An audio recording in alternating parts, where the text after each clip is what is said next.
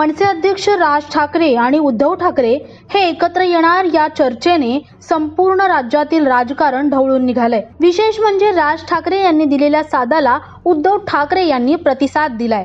त्यामुळे आता ठाकरे गट आणि मनसे यांच्यात खरंच युती होऊ शकते का असा प्रश्न विचारला जात आहे। या दोन्ही पक्षात युती होण्याची शक्यता नाकारता तर येत नाहीच आहे, पण त्यासाठी कोणती 5 कारणं महत्त्वाची आहेत ती आज आपण जाणून घेऊयात। पहिलं कारण, राजकीय वर्चस्व आणि सत्तेची आस। राज्याच्या राजकारणात नेहमीच सत्ता प्रत्येकाला प्रिय असते। गेल्या काही वर्षात तर कट्टर दुश्मनही आपण एकत्र येताना पाहिले। त्यामुळे भविष्यातही सत्तेपर्यंत पोहोचण्याचा एकमेव उद्देश समोर ठेवून मनसे आणि ठाकरे गट अर्थात राज ठाकरे आणि उद्धव ठाकरे हे एकत्र येण्याची शक्यता नाकारता येत नाहीये। नंबर 2, बाळासाहेब ठाकरेंचा वारसा आणि ठाकरे घराणं। उद्धव ठाकरे हे नेहमी बाळासाहेबांचे विचार घेऊनच पुढे चालत आहेत। दुसरीकडे राज ठाकरे हे देखील बाळासाहेब ठाकरे यांना पूजनीय मानतात। बाळासाहेब ठाकरे आज हयात नसले तरी त्यांच्या नावाचा दबदबा आजही तितकाच आहे। त्यामुळे ठाकरे या आडनावाला मिळालेले वजन अजूनही कमी झालेले नाहीये।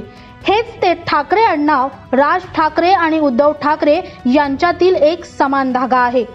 हे दोघे एकमेकांचे चुलत भाऊ जरी असले तरी ठाकरे आडनावाला एकाच घराण्यातून पाहिलं जातं। त्यामुळे दोन्ही पक्ष बाळासाहेबांचा विचार पुढे नेत असल्याने ते भविष्यात एकत्र येण्यास काहीही हरकत नसल्याचं राजकीय जाणकार सांगतात। तिसरा मुद्दा आहे मराठी अस्मितेचा। शिवसेना हा पक्ष मुळातच मराठी अस्मिता समोर ठेवूनच मुंबई उपनगर नंतर महाराष्ट्रभर वाढला आहे। तर दुसरीकडे राज ठाकरे यांनी जेव्हापासून मनसे हा पक्ष स्थापन केला तेव्हापासून त्यांनी मराठी अस्मितेचा मुद्दा उचलून धरलेला आहे, ज्यामध्ये मनसेने आतापर्यंत मराठी माणसांना न्याय मिळावा म्हणून मुंबई आणि उपनगर तसेच महाराष्ट्रभर आंदोलन केले। दुकानावरील मराठी पाट्या आणि बँकेचे मराठीतील व्यवहार अशा मागण्या मनसेने लावून धरल्या होत्या। म्हणजेच मराठी अस्मिता हा मनसे आणि ठाकरे यांच्यातील दुवा आहे।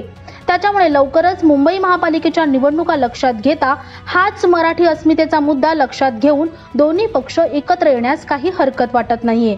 चौथा मुद्दा आहे हिंदुत्वाचा मुद्दा। मराठी अस्मितेसोबतच हिंदुत्वाचा मुद्दा देखील मनसे आणि ठाकरे गट यांच्यातील समान धागा आहे। त्यामुळेच हिंदुत्वाच्या समान धाग्याला लक्षात घेऊन हे दोन्ही पक्ष एकत्र येण्याची शक्यता नाकारता येत नाहीये।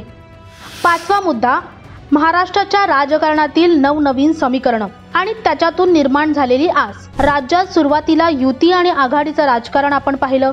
शिवसेना आणि भाजपाचं तसेच राष्ट्रवादी आणि काँग्रेस ही निवडणूक लढताना पाहिली। त्यानंतर आता महायुती आणि महाविकास आघाडी हे नवं समीकरण आपण पाहिलं। राज्यात महायुतीने विकास कामं केली नाहीत असा आरोप करत सातत्याने राजकारण ढवळून निघालं। पण प्रत्यक्षात मनसे आणि ठाकरे गट एकत्र आलेच तर महापालिका आणि आगामी काळात होणाऱ्या निवडणुकात काहीतरी नवा निकाल येण्याची शक्यता नाकारता येत नाहीये। म्हणजेच नव्या समीकरणामुळे राज्याच्या राजकारणाच्या दृष्टीने लोकांमध्ये नवी आस निर्माण होऊ शकते।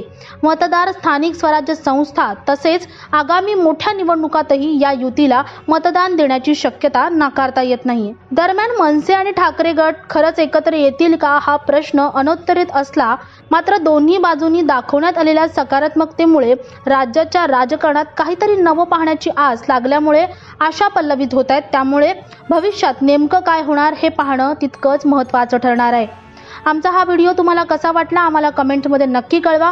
ठाकरे आणि मनसे यांच्या युतीविषयी तुम्हाला काय वाटतं हेही आम्हाला कळवा आणि अशाच नवनवीन व्हिडिओंसाठी नवशक्तीच्या YouTube पेजला लाईक, शेअर आणि सबस्क्राईब करायला विसरू नका। धन्यवाद।